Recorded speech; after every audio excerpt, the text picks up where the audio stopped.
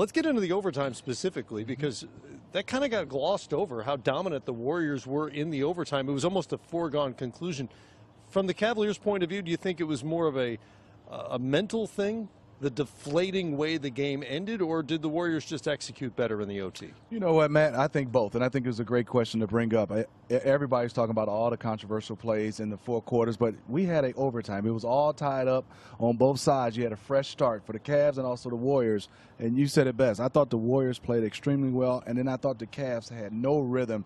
It was a hangover, I think, from what happened at the end of the game.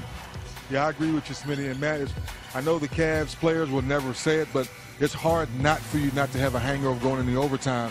And where the Warriors say, you know what, they left the window of opportunity. Let's get back in the overdrive. Let's get our defense kicked back in. And obviously, when the ball starts hopping for the Warriors, they started finding wide open shots. And of course, when they knock down threes, those are the daggers to get their crowd involved. Let's face it.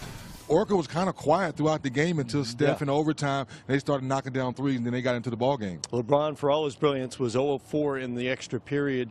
Draymond Green, you're going to get a lot of stuff out of Draymond over the course of a game. Got a lot of good stuff in the overtime. Yes, you did. You got the rebound, you got tenacious defense, and understanding that when he's on the floor, he's going to make the right plays. And Smitty, you know him very well. They leave him open all playoffs long, and Matt, you know the percentages aren't normally well, but Draymond makes the timely three, and that's why I say this deep into the playoffs, Smitty, I like to throw the percentages out the window because he was missing those three-point shots all game long, and then he found them to make the right one. He makes the right pass. So all those things for Draymond Green, he did in the overtime at a high level. And he essentially said the same thing after game one as well, that when the moment is bigger, it's kind of like Shaq with his free throws, right? Good call. Good call. Same theory. I don't know if the numbers actually work out that way, but that's what Draymond said. You know, man, I think also his style of play, you know, he's aggressive.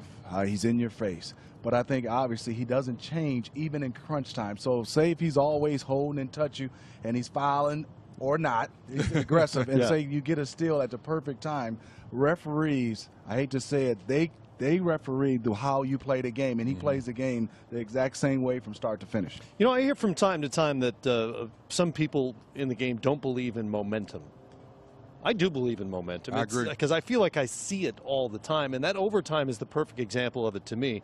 The Cavaliers, whatever momentum they had, came to a grinding, crushing halt, and the Warriors are suddenly playing with house money there. You know what, Matt, and then take it a step further. I totally agree with your momentum, and you can see teams like the Cavs, I thought it was a little deflated. And then also other teams, they can see that, and they try to win the game.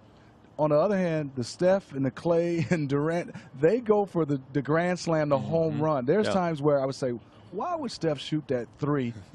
Time, score, you were taught. You're up 2. You could have laid it up. You could have drove it, got fouled. I mean, he'll pull up and hit that 3. Now it's 5. Then you make another bonehead play on the other end, and you come back down. He takes another 3. Now it's 8, and then the game is over. You're talking about an overtime game. And understanding, Matt, that there's 3 guys on the floor at any given time that could get hot. And that's why Draymond is so big in that overtime, because now he becomes a facilitator. Now Steph and Clay can run all over the place. And people say, how does it happen? Well, when it's in jailbreak time, you know 3 guys can run the three-point line, and as long as you find one of them, good things happen. One thing about Steph Curry and shot selection is I've learned it just doesn't apply to his game. Apply to the regular shot selection rules that I gave up on those like 4 years ago. Bad shot, and I said, good shot, Steph, good shot, good shot.